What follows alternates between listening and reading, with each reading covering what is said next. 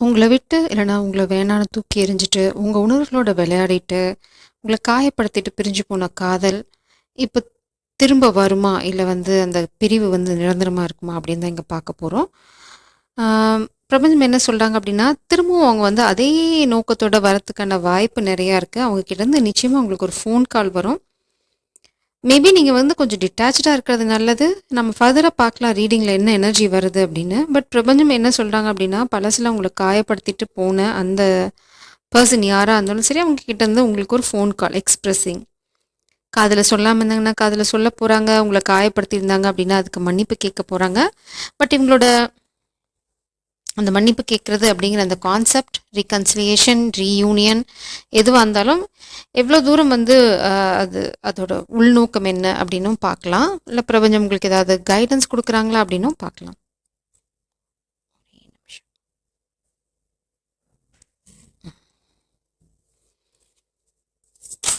O my God! Wheel of fortune. தர்மா, நியாயம் எதுவோ அதான் நடக்கும். அதனால நீங்க கொஞ்சம் கூட கவலைப்பட தேவையில்ல. மேபி பாஸ்ட்ல இந்த பெர்சன் உங்கள காயப்படுத்திட்டு போயிருக்கலாம். ஆனா அப்ப வந்து வீல் ஆஃப் ஃபார்ச்சூன் உங்களுக்கு ஃபேவரா திரும்புது. உங்கள வேணான்னு தூக்கி எறிஞ்சிட்டு போனவங்க, நீங்க தான் வேணும்னு ஒத்த கால்ல நிக்க போறாங்க. ரொம்ப தெளிவா இருக்கு ரீடிங். கொஞ்சம் பொறுமையா இருங்க. எது நியாயமோ அதான் நடக்கும். நீங்க கொஞ்சம் கூட ம் மனசுல அச்சமோ இல்லன்னா அ என்ன நடக்கும்? திரும்ப நான் காயப்படுவேனா? அப்படின்ற மாதிரி ஒரு தடுமாற்றமோ உங்களுக்கு தேவையில்ல.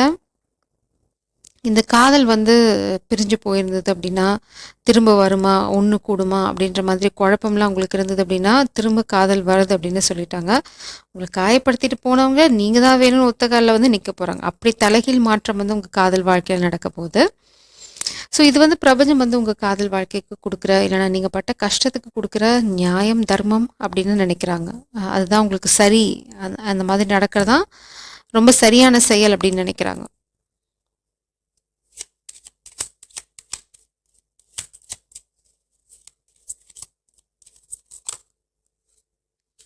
மணி, abundance, wheel of fortune and money.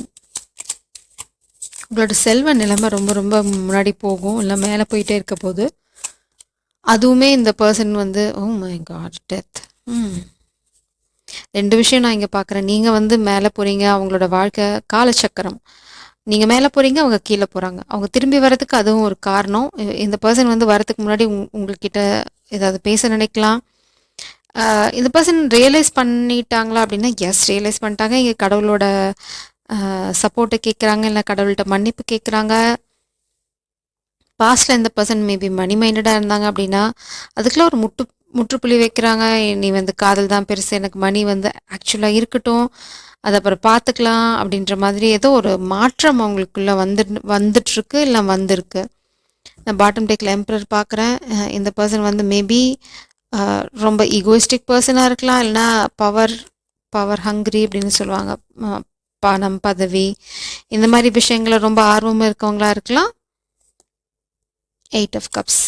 இந்த பெர்சன் ஓ மை காட்! இந்த காதலுக்காக இந்த பெர்சன் எல்லாத்தையும் இழக்கிறதுக்கு, துறக்கிறதுக்கு தயாரா இருக்காங்க. உங்களோட அருமை அவங்களுக்கு புரிஞ்சிருச்சுன்னு சொல்றாங்க. ரொம்பவே புரிஞ்சிருச்சு அப்படின்றாங்க. உங்கள காயப்படுத்தியிருக்க கூடாது அப்படிங்கிறதும் அவங்களோட எண்ணமா இருக்கு இப்போ. நான் எதையும் இழக்க தயாரா இருக்கேன். ஆனா உன்னை இழக்க தயாரா இல்ல. பாஸ்ட்ல இந்த பெர்சன் உங்கள வந்து ஜகிள் பண்ணியிருக்கலாம். நீங்களா, பணமா, பாசமா அப்படின்னு.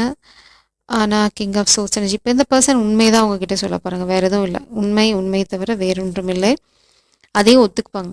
நான் வந்து பாஸ்ட்ல வந்து உன்னை தூக்கி எறிஞ்சு பேசிட்டேன், தூக்கி எறிஞ்சுட்டேன். நான் வந்து வேற ஒருத்தங்களுக்கு முக்கியத்துவம் குடுத்துட்டேன். நான் வேற ஒரு சூழ்நிலைக்கு முக்கியத்துவம் குடுத்துட்டேன். அப்படி பண்ணியிருக்க கூடாது. இப்ப வந்து அவங்களுக்கு நல்லாவே தெரியுது. பாஸ்ட்ல வந்து இந்த பெர்சன் வந்து நீங்க உங்க காதல் இல்லைனா நீங்க இருந்தீங்கன்னா அவங்களுக்கு நிறைய லாபம் கிடைக்குமா? இல்ல அவங்க வேலையில ஃபோக்கஸ் பண்ணா, இல்லைனா வேற ஒருத்தங்கள கல்யாணம் பண்ணிக்கிட்டா அவங்களுக்கு நிறைய லாபம் கிடைக்குமா? இந்த மாதிரி ரொம்ப கால்குலேட்டிவா இருந்திருக்காங்க. ஆனா இப்போ என்ன நினைக்கிறாங்க அப்படின்னா, எது உங்களுக்கு எகெயின்ஸ்டா இருந்தாலும் அதோட வேல்யூ ரொம்ப சின்னதா இருக்கு. உங்கள கம்பேர் பண்ணும்போது, இந்த காதல கம்பேர் பண்ணும்போது. ஸோ இப்போ உங்க வேல்யூ ஜாஸ்தியாச்சு. அது எதனால அப்படிங்கிறது உங்களுக்கு நல்லா தான் தெரியும். மேபி நீங்க ரொம்ப வெல்தியா இருக்கலாம். இல்லைனா வந்து நீங்க உங்க வேலைய பார்க்க ஆரம்பிச்சிருக்கலாம். நீங்க ரொம்ப பொறுமைசாலியா இருந்திருக்கலாம். ஏதோ ஒரு விஷயம் அவங்க மனச தொட்டிருக்கு. அதனால தான் இந்த மாற்றம் 2 ஆஃப் கப்ஸ். காதலை சொல்கிறதுல அவங்க ரொம்ப திடமாக இருக்காங்க, ரொம்ப தீவிரமாக இருக்காங்க, ரொம்ப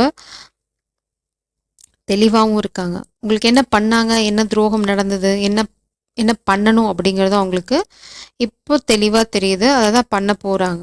அவங்க அவங்கக்கிட்ட எந்த குழப்பமான முன்னாடி பின்னாடி போகிற அந்த எனர்ஜி நான் பார்க்கல. உண்மையை ஒத்துக்கிற தைரியமும் இப்போ இந்த பர்சனுக்கு இருக்குது. ஹை ப்ரீஸ்ட், மேபி இந்த பர்சன் வந்து ஸ்பிரிச்சுவல் பீயிங்காக இருக்கலாம், அவங்களது ஒரு ஸ்பிரிச்சுவல் கனெக்ஷனாக இருக்கலாம். இந்த சூழ்நிலையில் உங்களோட ஆன்சஸ்டர்ஸ் என்ன கைடன்ஸ் கொடுக்குறாங்க உங்களுக்கு அப்படின்னு பார்க்கலாம்.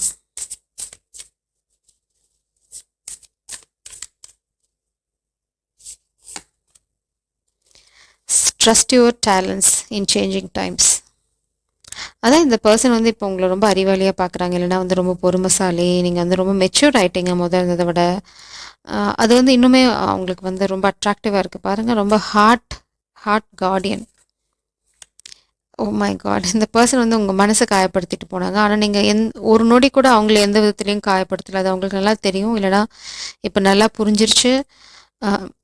உங்களை விட அவங்களுக்கு பொருத்தமானவங்க யாரும் இருக்க முடியாது. அவங்க இதயத்தை இதை விட யாரும் பாதுகாப்பாக பார்த்துக்க முடியாது. இல்லைனா வந்து நீங்கள் it's like goddess of love, divine feminine energy, அது அல்டிமேட் அப்படி தான் பார்க்குறாங்க. உங்ககிட்ட திடீர்னு ஃபோன் பண்ணி பேசுவாங்க, மன்னிப்பு கேட்கறதுக்கு வாய்ப்பு இருக்குது, இல்லைனா வந்து நடந்ததெல்லாம் சொல்கிறதுக்கு வாய்ப்பு இருக்குது. டைம் லைன் கேட்கலாமா, எப்போக்குள்ளே நடக்கும் அப்படின்னு?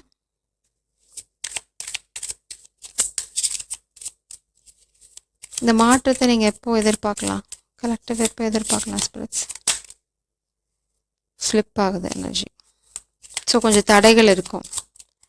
முன்னாடி வர்றது போகிறது, 2 தடவை 2 அட்டம்ப்ட்டு அவுட்டு, 2 அட்டம்ப்ட் அடிப்பாங்க, 3வது அட்டம்ப்ட் தான் வருவாங்க. 10 of cups, 10 of cups, my god. Month 10 months, 6 of pentacles, அது இன்னும் 6 weeksலேருந்து 6 months, not 6 months.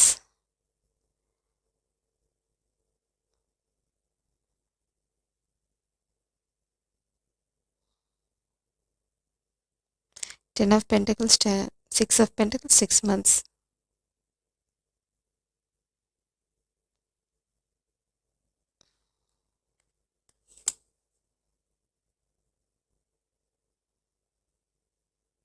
ஏன்னா 6 இயர்ஸ்னால் அது பாயிண்ட்லெஸ். அதனால தான் நான் யோசிக்கிறேன். ஆக்சுவலாக பென்டக்கிள்ஸ் வந்து ரொம்ப ஸ்லோ மூவிங் எனர்ஜி தான். ஆனால் 6 இயர்ஸ் இந்த சூழ்நிலையில் இட்ஸ் இம்பாசிபிள். ஏன்னா அவங்க வந்து உங்ககிட்ட ஃபோனில் பேச போகிறாங்க. நான் என்ன எனக்கு புரியுறது அப்படின்னா 6 weeksலேருந்து 6 monthsக்குள்ளே உங்கள் லைஃப் செட்டில் ஆகிடும். சரி, நீங்கள் கொஞ்சம் பொறுமையாக தான் இருக்கும். அதனால் 6 weeksக்குள்ளே நீங்கள் வந்து ஒரு கம்யூனிகேஷன் இல்லைனா ஒரு பாசிட்டிவ் சேஞ்ச் எதிர்பார்க்கலாம். ஐ மீன் 10 weeks, தென் 6 monthsக்குள்ளே உங்கள் காதல் வந்து ஒரு ஸ்டேபிளான சூழ்நிலைக்கு போயிடும். ஸோ 6 weeks வந்து இப்போ வந்து கவுண்ட் பண்ணிக்கோங்க. டைம் வந்து எப்போவுமே வந்து நமக்கு கிடைக்கிற கார்ட்ஸ் பொறுத்தது. ஏன்னா 6 weeks 10 weeksங்கிறது பாசிபிள். 2 attempt 3 attempt அவங்க வந்து அந்த ஆப்பர்ச்சுனிட்டியை மிஸ் பண்ணி இல்லைனா தயங்கி தான் உங்ககிட்ட வரப்போகிறாங்க. So they are going to take time. அந்த மாதிரி பார்த்தீங்கன்னா இதுதான் உங்களோட டைம் லைன். ஜெய் சரம், காட் பிளஸ் யூ.